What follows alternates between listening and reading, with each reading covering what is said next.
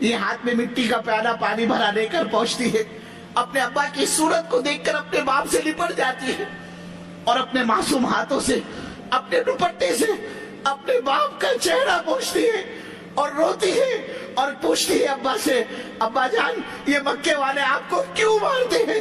ابا یہ آپ کے ساتھ یہ حال کس نے کیا؟ ابا جان آپ کے کپڑے کس نے پھاڑے ہیں؟ ابا آپ کے چہرے پر کس نے تھوکا ہے؟ ابا آپ نے ان مکے والوں کا کیا کیا ہے جو یہ آپ کو مارتے ہیں، آپ کو ستاتے ہیں؟ بیٹی کو روتا ہوا دیکھ کر باپ نے بھی رونا شروع کر دیا، باپ بھی روئے جا رہا ہے اور بیٹی بھی روئے جا رہی ہے۔ آخر میں اللہ کے نبی صلی اللہ علیہ وسلم نے اپنی بیٹی کے آنسو پوچھے اور کہا بیٹی تو اپنے باپ کی فکر نہ کر، بیٹی تو اپنے باپ کا غم نہ کر، بیٹی تیرے باپ کا لایا ہوا دین خدا ایک نہ ایک دن ہر کچے پکے مکان میں داخل کر کے چھوڑے گا، کوئی عزت کے ساتھ قبول کرتا ہے تو عزت سے، ورنہ ذلیل ہو کر اس کو یہیں پر آنا پڑتا۔ بزرگوں بڑی تکلیفوں کے بعد یہ دین اللہ نے ہم تک پہنچایا ہے، اب یہ ہم سب کی ذمہ داری ہے، اس لیے کہ آج امت نے اس کام کو کام نہیں سمجھا، آج امت نے اس کام کو کام نہیں بنایا۔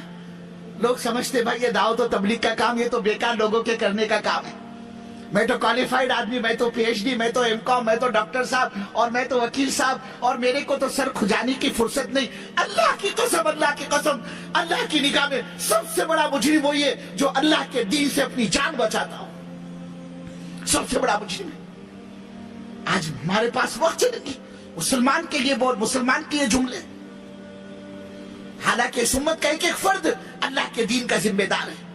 کل قیامت میں چاہے ایم کام ہو، چاہے ایل ایل بی ہو، چاہے پی ایچ ڈی ہو، چاہے صدر صاحب ہو، چاہے گورنر صاحب ہو، چاہے وکیل صاحب ہو، چاہے مفتی صاحب ہو، چاہے مولوی صاحب ہو، چاہے بزرگ ہو، وہ ڈاکٹر ہو، چاہے انجینئر ہو، چاہے وہ مونگ پھلی بیچنے والا ہو، چاہے وہ ٹیکسی چلانے والا ہو، چاہے وہ سبزی ترکاری کا تھیلا لگانے والا ہو، کل قیامت میں اللہ کا ہاتھ ہوگا، اس کا گریبان ہوگا اور اللہ اس سے پوچھے گے ہمارے نبی کی دھجیاں اڑائی گئی، ہمارے نبی نے تکلیفیں برداشت کی، تم اپنے کو نبی کا عاشق، نبی کا امتی بتلاتے ہو، ذرا یہ تو بتلاؤ تم نے نبی صلی اللہ علیہ وسلم کے دین کے لیے کیا کیا؟ اگر اللہ کا جواب دینا بھاری ہو جائے گا۔ آج امت کا حال یہ ہے، امت شراب پینے کو گناہ سمجھتی ہے، امت منہ کالا کرنے کو زنا کو گناہ سمجھتی ہے، امت حرام کمائی کرنے کو گناہ سمجھتی ہے، امت دعوت کی محنت کو چھوڑنے کو گناہ نہیں سمجھتی، حالانکہ سب سے بڑا گناہ، سب سے بڑا جرم عظیم دعوت کی محنت کو چھوڑنا ہے۔ امت نے اس کو گناہ ہی نہیں سمجھا، زنا کو گناہ سمجھتی ہے، منہ کالا کرنے کو گناہ سمجھتی ہے، شراب نوشی کو امت گناہ سمجھتی ہے، دعوت کی محنت کو چھوڑنے کو گناہ نہیں سمجھتی۔ حالانکہ جب دعوت چھوٹتی ہے اس کے نتیجے میں ساری گندگیاں وجود میں آتی تھی، انبیاء آتے جن کے نتیجے میں اللہ کا دین آتا، دعوت آتی، ساری گندگیاں زمین سے صاف ہو جاتی، نبی چلے جاتے، ان کی دعوت جاتی، جس کے نتیجے میں پھر گندگیاں وجود میں آتی، پھر اللہ امت پر رحم کر کے دوسرے نبی کو بھیجتا تھا۔ تو پتہ چلا یہ دعوت اس امت کا وظیفہ حیات ہے۔ کوئی مائیکل آج یہ نہیں کہہ سکتا میرے کو اس کی ضرورت نہیں، کل قیامت میں اللہ ایک ایک سے پوچھے گا۔ یہی وجہ بزرگوں عمر فاروق رضی اللہ تعالیٰ عنہ کے بارے میں آتا ہے، بے ایمان کا جنازہ گزرتا ہوا دیکھ کر امیر المؤمنین گورنر صاحب دھاڑے مار کر رونا شروع کر دیتے۔ لوگوں نے کہا امیر المؤمنین آپ کس کی موت پر رو رہے، واویلا کر رہے ہو، آنسو بہا رہے ہو؟ یہ مرنے والا کوئی ایمان والا اور مسلمان نہیں تھا، اس نے بے ایمانی کی زندگی گزاری ہے، بے ایمانی کی موت مرا ہے، اور آپ اس کی موت پر رو رہے ہو، واویلا کر رہے ہو، آنسو بہا رہے ہو؟ کیا جواب دیا امیر المؤمنین عمر فاروق رضی اللہ تعالیٰ عنہ نے؟ کل قیامت ہو، اللہ کی عدالت ہو اور اللہ کا ہاتھ ہو اور گریبان اس عمر کا ہو اور خدا عمر سے یہ پوچھے عمر تو علاقے کا، ملک کا، شہر کا، بستی کا، حلقے کا ذمہ دار تھا، اے عمر تیرے ہوتے ہوئے ہمارا یہ بندہ بغیر کلمے کے دنیا سے کیسے رخصت ہو گیا؟ عمر خدا کو کیا جواب دے گا؟ ارے بزرگوں آج مسلمان بے ایمانی کی موت مر رہا ہے کہ اللہ کل قیامت میں میرے سے اور آپ سے پوچھے گا نہیں؟ اس لیے ہمارا اس محنت میں جان بچانے سے فائدہ نہیں، جان جھونکنے میں فائدہ ہے۔ یہ کوالالمپور کا اجتماع، یہ آپ کے سالانہ اجتماع، ہم کو آپ کو کیا پتا کس کس کی زندگی کا یہ آخری اجتماع ہے؟ کتنے تھے گزشتہ سال اجتماع کے اندر، آج وہ اپنی قبروں میں آہے بھر رہے ہیں، ہم کو تم کو کیا پتا یہ اس سال کا کتنوں کا آخری اجتماع ہے؟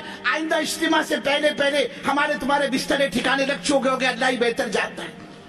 اس لیے بزرگوں اب تک کے غفلت اور سستی اور کوتاہی کو اللہ معاف فرمائے اور یہ پورا مجمع طے کر لے انشاءاللہ اس دعوت کی مبارک محنت کو ہم زندگی کا مقصد بنائیں گے اور موت تک اس کام میں اپنے کو لگائے رکھیں گے. ایک طرف تو نیت کرنی ہے اور دوسری طرف اس کا اظہار کہ زندگی کا کوئی بھروسہ نہیں اور روزی کا مالک اللہ ہے. روزی کا مالک اللہ ہے. ایک آدمی صبح سے لے کر شام تک گاڑے مٹی کا کام کرتا ہے, اللہ اس کے مقدر کی دو بوٹی اس کو دیتا ہے. بزرگوں ہم تم حضرت محمد صلی اللہ علیہ وسلم کے دین کا کام کریں گے, اللہ میرے کو تم کو کیسے بھوکا مارے گا؟ اللہ کی کوئی غیرت ہے نہیں, اور سب سے بڑی غیرت اللہ کی ہے. کچھ نہیں تھا صحابہ کے پاس میں, اپنی غربت کو اللہ کے دین پر لگایا. اللہ نے دنیا میں اتنا دیا, پھاوڑوں سے سونا کاٹ کاٹ کے تقسیم کیا ہے صحابہ نے, پھاوڑوں سے اپنی ذلت کو اللہ کے دین پر لگایا. اللہ نے دنیا میں ایسی عزت دی جن سے بکریاں نہیں چرائی جاتی تھی, اللہ نے ملکوں کی گورنر یا ان کے قدموں میں ڈاکے ڈالی.